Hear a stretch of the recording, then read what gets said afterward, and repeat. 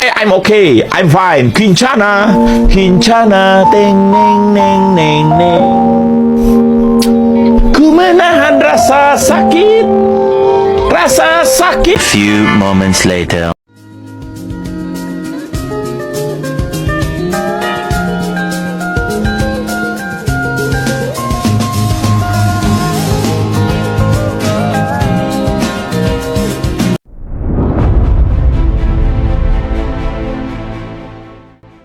Konnichiwa sensei, sore dewa hapyo hajimeta to omoimasu. Honjitsu no tema wa machi no mondai ni tsuite happyo shimasu. Yoroshiku onegai shimasu. Watashi no namae wa Alfia desu. Watashi no namae wa Almizu desu. Watashi no namae wa Wahyu desu. Watashi no namae wa Abdulaziz desu.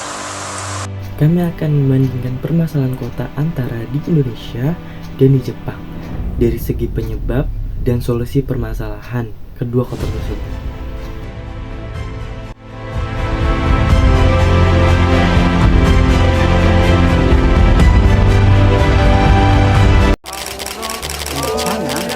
Kualitas udara Jakarta yang makin buruk membuat Dirjen Pengendalian Pencemaran dan Kerusakan Lingkungan Hidup menyarankan opsi kebijakan work from home.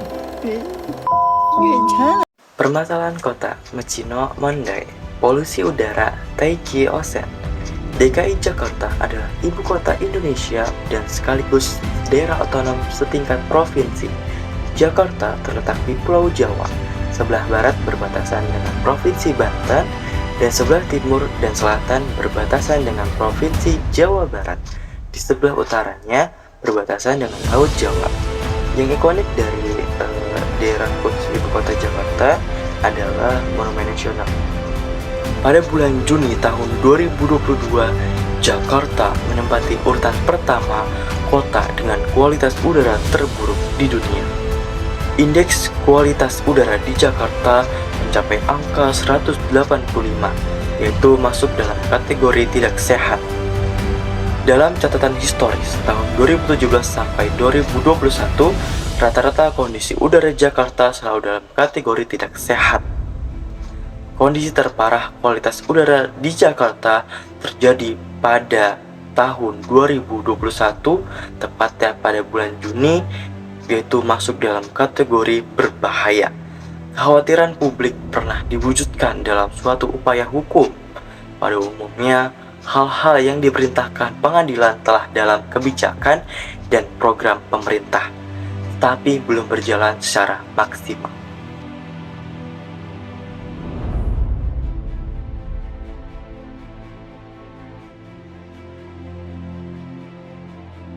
Permasalahan di Jepang, permasalahan kota Machino Mondai, polusi udara Taiki Onsen. Tokyo terletak di Teluk Tokyo di bagian selatan wilayah kantor Oshu, pulau terbesar di Jepang. Tokyo terbatas dengan provinsi Chiba timur yang masih setelah barat, Kanaga di selatan, dan Saitama di utara. Asap kotor berwarna kuning sampai coklat mulai menyelimuti Teluk Tokyo hari Minggu, tanggal 10 bulan 3. Menutupi jembatan Yokohama, dermaga dan distrik Minato, Mirai, dengan toko, hotel serta Rinceria terbesar di Jepang dengan kabut debu. Banyak warga terlihat tersedak seraya menutupi mulut mereka dengan sapu tangan. Akhir pekan lalu, Badan Meteorologi Jepang telah memprediksi dampak badai pasir di wilayah utara Cina dan Mongolia terhadap wilayah Kanto di sekitar Tokyo. Polutan mengurangi jarak pandang di sejumlah bagian wilayah sependek 6 km. Akhir pekan lalu dan mendorong pemerintah lokal mengeluarkan peringatan kepada warga untuk tinggal di rumah dan menggunakan masker saat keluar untuk menghindari penghirupan debu. Warga juga diimbau untuk tidak menjemur di luar ruangan serta menghindari berolahraga atau melakukan aktivitas outdoor lainnya.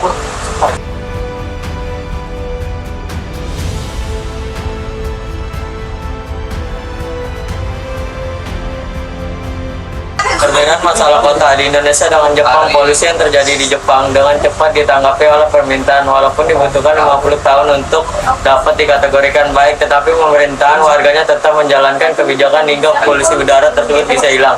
Sedangkan polusi yang terjadi di Indonesia tidak cepat ditangani oleh pemerintah dan warganya. Selain itu, pemerintahan tidak memberikan kebijakan yang mendesak sehingga warga juga ikut tidak melakukan apa-apa terhadap polusi yang ada.